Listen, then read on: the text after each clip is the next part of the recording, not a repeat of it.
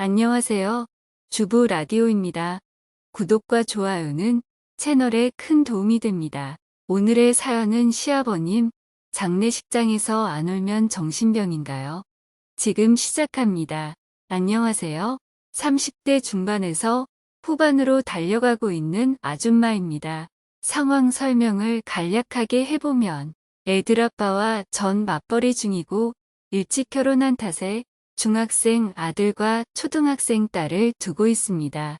결혼식 당시에도 문제가 많았던 인연을 왜 여기까지 끌고 왔는지 모르겠습니다.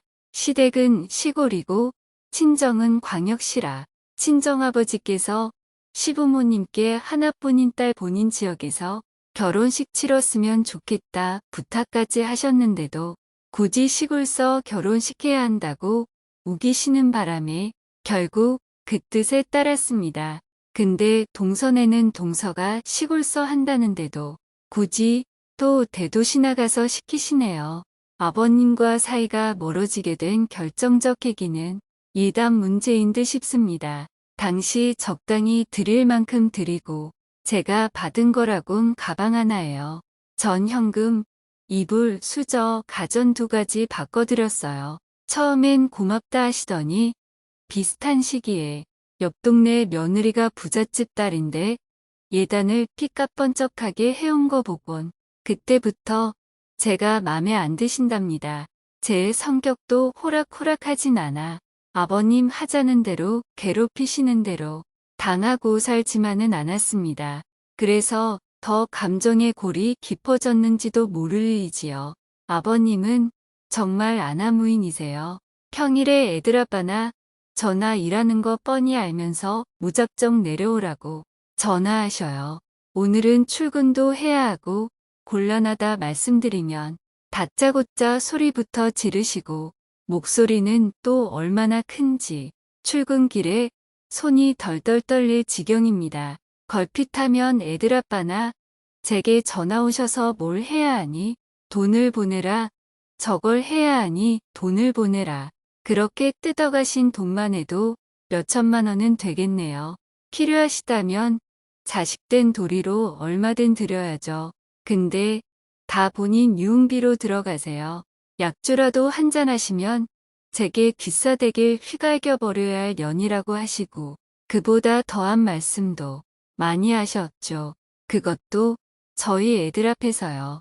그러니 우리들도 할아버지가 좋겠어요. 애들이 어릴 땐 그래도 할아버지 하더니 사춘기 접어들고 머리 굵어지면서 할아버지를 멀리합니다. 안부 전화 한번 그래도 할아버지니까 드려라 해도 대답만 내내 하고는 영 하기 싫은 눈치입니다. 애들이 할아버지가 엄마 괴롭히는 단지 그 이유만으로 멀리하는 건 아니고 애들한테도 저한테 하듯이 그렇게 대하셔요. 명절날 다 큰 애들 무릎 꿇려놓고 내가 너희들 할아버지다. 집에 오면 할아버지 안녕하십니까? 하며 90도로 인사하라고 꼭 허리가 숙여져야 한다며 애들한테 1시간은 설교하십니다. 그러니 민감한 시기에 애들이 곁에 가고 싶겠나요? 애들 안부 전화 한번 안 한다고 저한테 또 야단이셔요. 제가 애들 선동하고 있다고요. 참나 한창 사춘기인 애들 엄마가 이렇게 하란다고 하고 하지 말란다고 안 하나요? 오히려 제 말을 안 들어서 매일이 전쟁인데요. 그 와중에 재작년 시어머님께서 암으로 돌아가시고 그래도 시어머님 계실 땐 사고는 안 치셨는데 꽃뱀 할머니한테 물려 집문서까지 내줄 뻔하질 않나. 온 동네 사람이 다 아버님 좀 모셔가라고 매일 다른 영감님들이랑 싸움질 하신다며 난리셨어요. 파출소든 경찰서든 몇 번을 드나들었는지 애들 아빠랑 퇴근하고 몇 번을 시댁에 내려갔다 왔는지 정말 죽지 못해 살던 세월이었죠. 애들 아빠요? 그래도 지 아버지라고 찍소리 못합니다. 애들 아빠가 제일 답답하다고 느끼는 것도 아버지가 아들 무서운 줄 몰라요. 서방님도 마찬가지로 애들 아빠처럼 우유부단하고요. 사고 치면 뒷수습하고 그걸로 끝이죠. 그러니 세상 무서운 줄 모르고 심심하면 사고치고 뒷수습은 어차피 아들들 내외가 해주니까요. 그러던 중에 동네에서도 거의 반 쫓겨나듯 저희 집으로 모시게 됐어요. 안 모실 수 없는 상황이었네요. 거의 1년 반 정도 모셨는데 퇴근하고 집으로 들어가기 싫어. 자진해서 야근하고 연차 한 번 쓰지 않았습니다. 그러면 또 살림하는 기집년이 밖으로 나돌아다닌다. 뭔 짓하고 돌아다니는지 모르겠다. 홍기가 늘어지시죠. 거동 다 하실 줄 알고 어머님 돌아가시고 혼자 식사 다 차려 드셨으면서 아침에 밥하고 반찬, 국 해놓으면 식탁에서 식사하시고 그대로 두고 하루 종일 계셔요. 집에 방이 3칸인데 아들, 딸이 자기 방 뺐으면 집 나갈 거니 어쩌니 하도 칭얼칭얼거려. 예민하고 공부해야 할 시기라 안방 내드렸습니다. 애들 아빠랑 전 거실 생활했고요. 어느 날 하늘이 핑핑 돌고 현기증이 나고 몸에 오한이 들더라고요. 병원에서도 몸도 정신도 버틸 때까지 버티다가 탈이 난 거라고 쉬어야 된다는 처방이 나왔어요. 휴가 내고 집에서 좀 쉴라 치면 누구 애미야 뭐 해 먹자.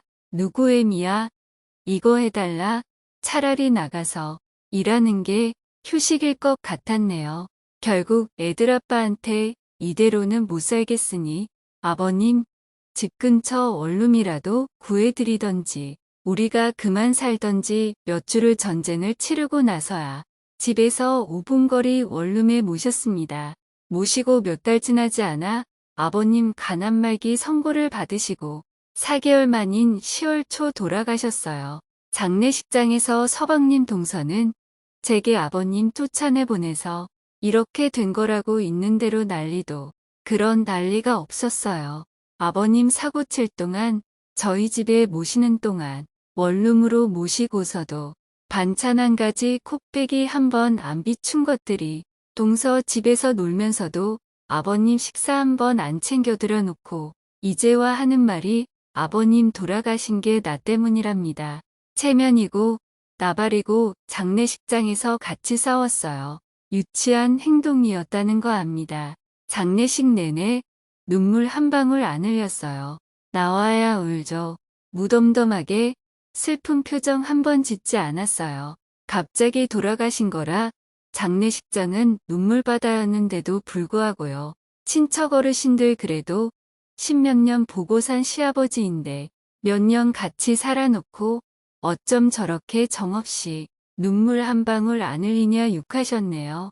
그러시거나 말거나 밥 먹을 거 먹고 잘 거 다 잤어요. 장례식 끝나고 애들 아빠가 그러대요. 실망이라고 아무리 그래도 내 아버지면 당신 아버진데 장례식장에서 맏며느리로서의 태도가 그게 뭐냐고 그래요.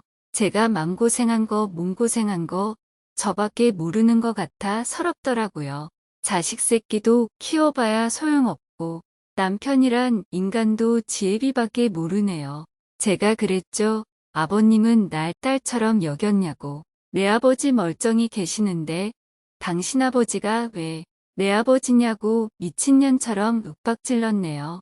애들 아빠가 이번 장례식 때도 친척 어른들 다 제 얘길 한마디씩 하셨고 본인도 우리가 아버지 내쫓아서 돌아가신 것 같다. 좀 더 참아주고 보듬어주지 그랬냐 한마디에 이성이 끊어져 제 손은 남편 따귀에 가 있었습니다. 저더러 정신병자라고 정신병원 가보래요.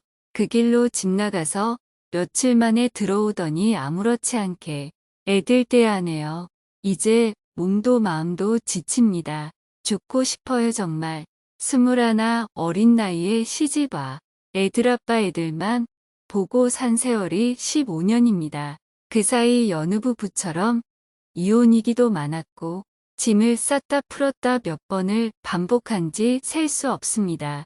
그동안 친구나 부모님께도 말 못한 제 속마음 이렇게라도 털어놓으니 후련하네요.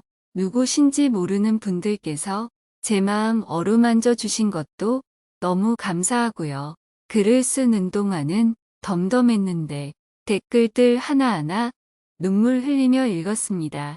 다시 뒤돌아보니 새벽에 일어나 애들 아빠 아침밥에 시아버님 아침 점심밥까지 정신없는 전쟁을 치르고 밤에 녹초가 되어 들어오면 널브러진 설거지에 빨래거리들 다 정리하고 나면 그대로 쓰러지듯 잠이 들었던 시간들, 내가 무슨 짓을 하고 산 건가 싶습니다. 글에 적어 놓았듯 퇴근 후 애들 아빠에게 보여줬고 저흰 또 전쟁을 치렀습니다. 얼굴도 모르는 남한테 집안 얘기를 하고 싶었냐 거기서 위로받으니 얼씨구나 좋았냐 네가 잘못한 건 다 빼놓고 다 아버지 욕이냐 진짜 제정신 아닌 갑다 하더랍니다. 네, 저도 잘못한 거 많죠.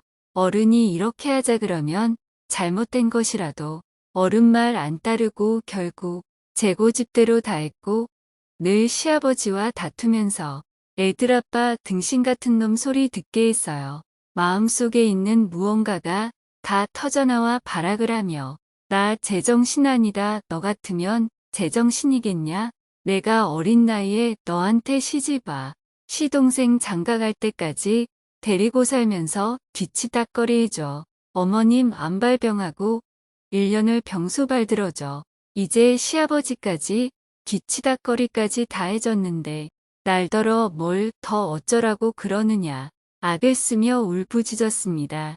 방에 있던 딸아이가 아빠 그만하라며 알려주어 진정되었네요. 애 아빠 아니 이제 남보다 못한 남편. 내가 고생한 긴 세월 아무것도 기억 못합니다. 그저 내 잘못 질책하기 바쁜 사람이네요. 댓글분 말씀처럼 가만히 있고 다 당해주니 호구인 줄 아나 봅니다. 참는 게 내 자식을 위한 길이라 생각하고 자식들만 보고 이악 물고 살았는데 이젠 다 놓고 싶습니다. 애들 짜장면 시켜주고 저녁밥도 안 하고 나왔는데 막상 내 시간을 가져도 갈 데가 없네요. 밖에 나와 한참을 울었습니다. 어떻게든 내 새끼들 따순 밥 먹이고 좋은 옷 입히고 잘 키워보려 이악 물고 버틴 시간들, 내 새끼들만 보고 달려온 시간들 너무 허망합니다. 내가 아니라 애들 엄마, 누구 며느리, 누구 아내로 살아왔어요. 그것도 한창 이쁠 나이에 시집을 오고 엄마가 되어 세상 모든 어머니들이 그러하셨듯 그렇게 애들만 보고 여기까지 왔네요. 아무도 알아주지 않는 내 삶, 뭐 나만 이럴까? 애 엄마들 다 그렇지. 유별나게 생각말 자식다가도 잠 못 들던 밤 하늘 올려다보며 남몰래 눈물 흘렸던 시간들이 생각나 마음이 미어져 옵니다.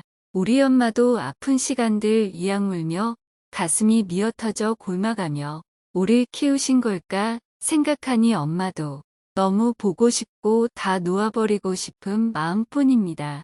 그동안 얼마나 바보 등신 호구처럼 살았나 다시 한번 깨닫습니다. 제 스스로를 위해서라도 당분간 와이프 노릇, 엄마 노릇 쉬려 합니다. 주말에 그간 시아버지 때문에 소홀했던 친정집 내려가 쉬다 오려고요. 몇몇 울지도 않았다고 인정머리 없어 보였다고 그런 남편도 속상했을 거라고 댓글 써주신 분들 계시던데 전 원래 눈물이 없는 사람입니다. 15년을 시아버지, 남편, 자식 새끼에게 시달리다 보니 감정이란 게 메마른 사람 같아요.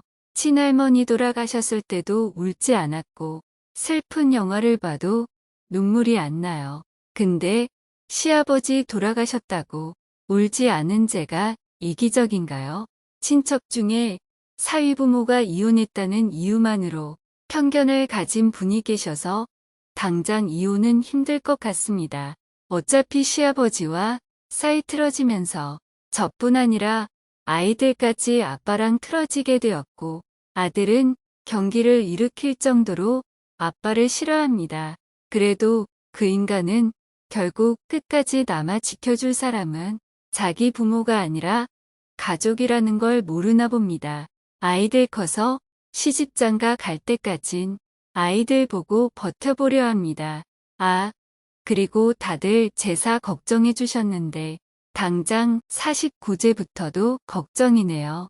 마음 같아선 안 가고 싶은데 애들 봐서 참석해야겠죠. 제사는 어차피 지낼 마음도 없고 시부모님 다 돌아가신 마당에 애들 아빠가 무섭겠어요. 서방님이 무섭겠어요. 어차피 시아버지께 이 세상에서 해드릴 수 있는 최선 내에서 다 해드렸어요. 그래서 인연이 끝나버렸을 때도 눈물이 안 났나 봅니다. 그렇게 미워하시고 2년 전년 제 머리채까지 잡으셨던 분이신데 저한테 제삿밥 얻어드시고 싶지 않으실 거라 생각합니다. 동설한 년도 처음 보자마자 한다는 말이 자긴 자기 남편이 차남이라 결혼한답니다. 시아버지 모시기 싫단 말 대놓고 한 인간이 잘 모셨네 못 모셨네 따지는 거부터가 모순이네요. 그간 참고 지낸 거 이제 더는 안 참으렵니다.